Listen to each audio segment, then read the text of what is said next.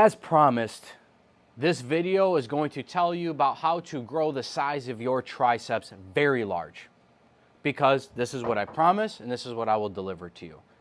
However, I need you to understand that my style of training is very intense, but it's for less time inside the gym, and we're working ourselves up into a shape that is based on performance. Yeah, did I put on the shirt just so I can take off the pump cover, even though I showed you guys that I was doing the bicep video in the last one? Yes, absolutely. And what are we gonna do? Same exact thing, show off the pump cover. Obviously, you guys know I definitely have a pump. I'm not gonna lie, I'm pretty torn up from that bicep video. But today's about tell you about how to grow the size of your triceps very large, because this is what I promise and this is what I will deliver to you. However, I need you to understand that my style of training is very intense, but it's for less time inside the gym, and we're working ourselves up into a shape that is based on performance. The way I superset is the exact same muscle, so I'll do triceps followed by a tricep exercise, 2 tricep exercises back to back. That's my style of supersetting. I know people do antagonist muscles, but this one is the exact same muscle, but take it a step further. It's the same portion of the muscle back to back. So what I'm going to show you guys, for example, is I'm going to show you guys a long head tricep superset. But the way I do it, like I said, is a tad different. What I'll do is I'll start off with a compound movement, and I'll follow it up by an isolation. Doesn't always have to be that way, but basically I pick the exercise in my head that I want to progress on, that I care about the weight that I'm putting up, followed by an isolation that's just meant to take that muscle to a failure. And I'm gonna show you guys exactly what the superset is. This is easily one of my favorite supersets for the tricep. In terms of growing the size of it and strength, it's incredible. And it's with minimal equipment, honestly. So without further ado, the tricep superset. I wanted to give you guys a better angle on this. How's that look? How we look? All right, start this one off. So this is all I'm doing is I'm starting off with one that you guys all know, the skull crusher. And it's phenomenal, but the difference is I don't go to my skull like this. I actually like to come all the way back and use the bench for my gauge, and I explode up just like that.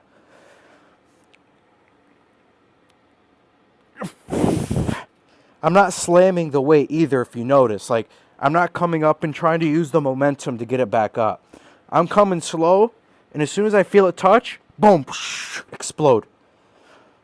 Keep your elbows locked in. Come back, come back, come back. Ooh. And don't be scared to use some weird noises. Believe it or not, that's a bit optimal. Oh my God, that is painful. Come on, And what I love about it is what I just did. I can extend out the set now. Come back up. Close grip bench. Boom. Just like that.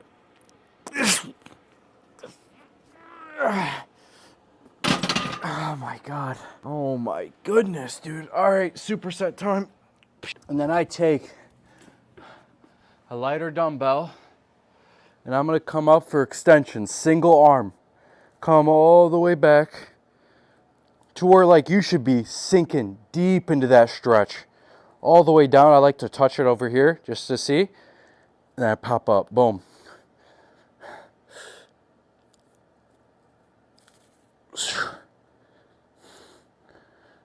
Just like that. My goal is extra focus. Because remember, we just did skull crushers, which are a compoundish movement. My job is to take this muscle to as close to failure as possible. Come down. And you can use your hand to help you get it up. Focus on the negative. That's it. Instantly switch arms. Don't be taking breaks. Dude, you should shave your armpits. Bro, I'm a man. Please. Same exact thing.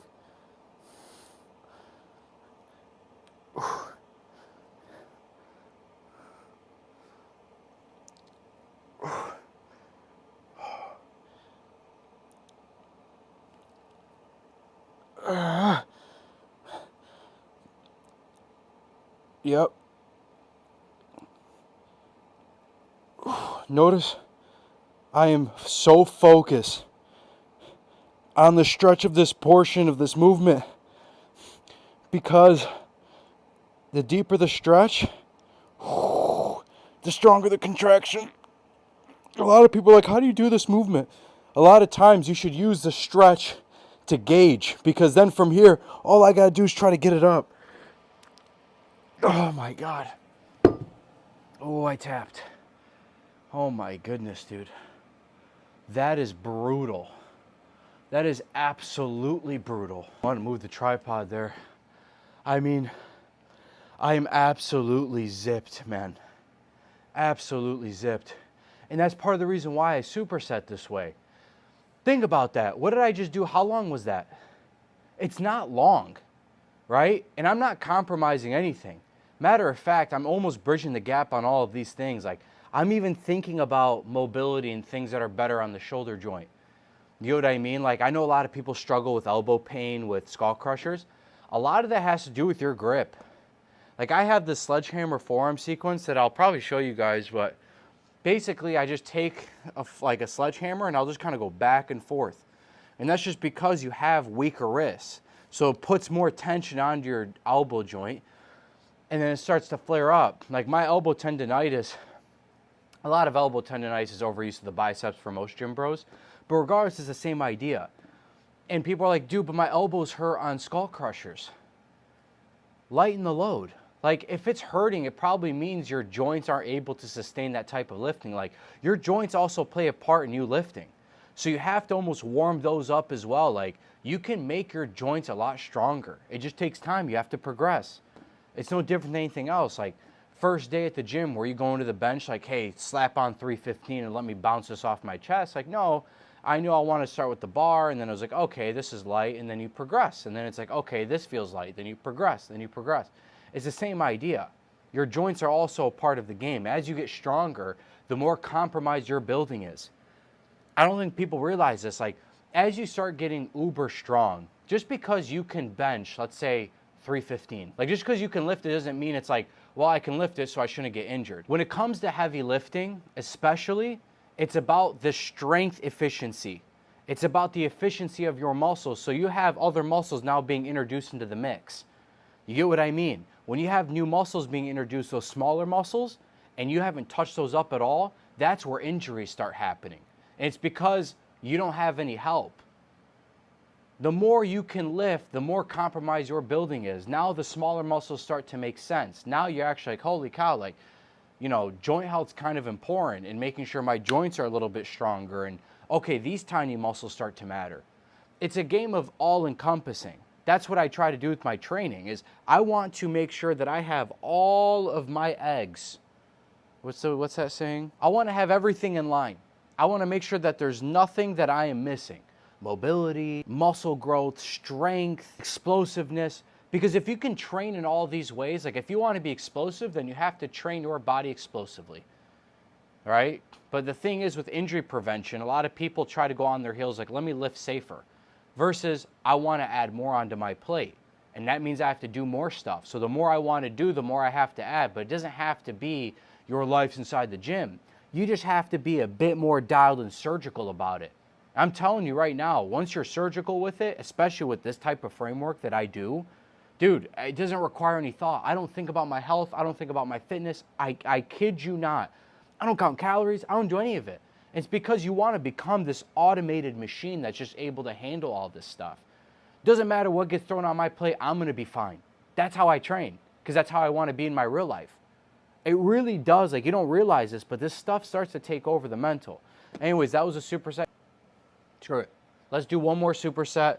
I'll kind of talk through a little bit more, maybe. We'll see, but next superset. Oh, baby. I honestly just go like, you know, like a close grip bench press, that kind of similar distance.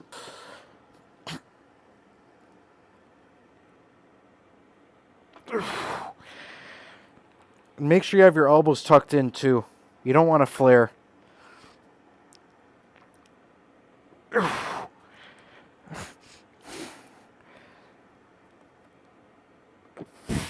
And you don't have to do the death grip. I just prefer it, honestly. But going like this is also great.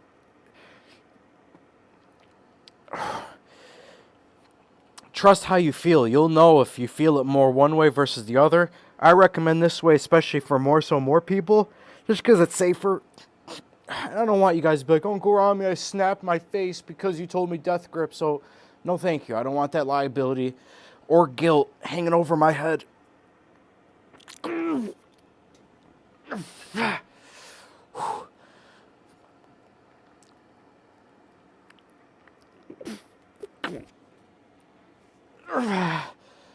Last one.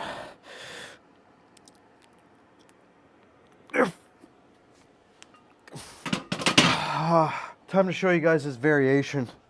That's honestly a weird picture. Let's just get that thing out of here, huh? Ain't nobody want to see that. So instead of standing up and doing these, which is fine, right? We did them last time. You can actually go on an incline, lay this way. If you wanted to isolate it a little bit more, I prefer it kind of standing up if I could, but I can't stand up and do these because I'd be touching the ceiling. We have low ceilings in the basement. But those are 3 variations. You can do these standing up on the incline. And what's cool about these is you just have to get locked in. Boom.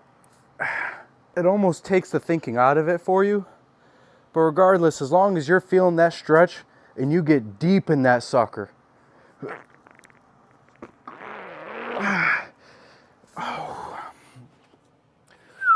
Let's go this way. Sink deep into the stretch. Boom.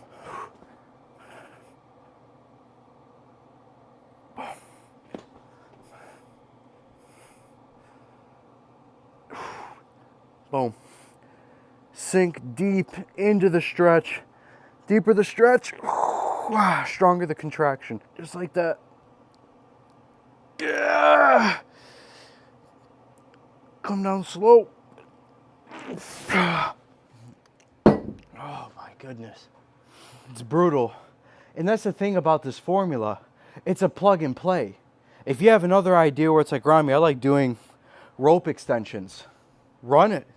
You can easily plug and play because you're supersetting the same muscle.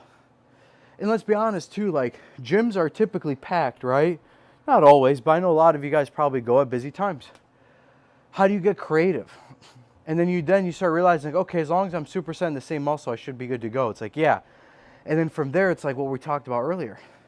You want to constantly get a little bit better, a little bit better. There's a new rock to uncover. There's something to improve on in your game. There's something that's missing. What can I be improving on? That's why I do it this way. Let's be real. If I were training just for strength, I'd probably be stronger than I am. However, I'd probably be losing on other ends. So my goal is to almost bring up everything as much as possible. My goal is to maximize each aspect of weightlifting and training, all of it, and all encompass into one. So for sure, could I possibly take my strength to a different level if I just focus on strength? For sure.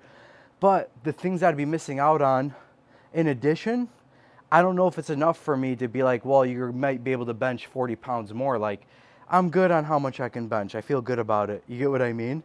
And that's kind of the philosophy I've carried through. Like, unless something in my head is like, hey, we can put 200 pounds onto your bench. Obviously, I'm being facetious, but you get what I mean? Like, it's like, okay, now I have something to consider because I have all this.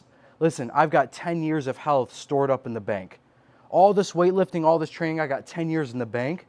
I can easily come back to it because I'm also memory. In which case, you know, I might do that. But that's my philosophy behind him. I was like, how do I maximize all these things without it taking up my entire life?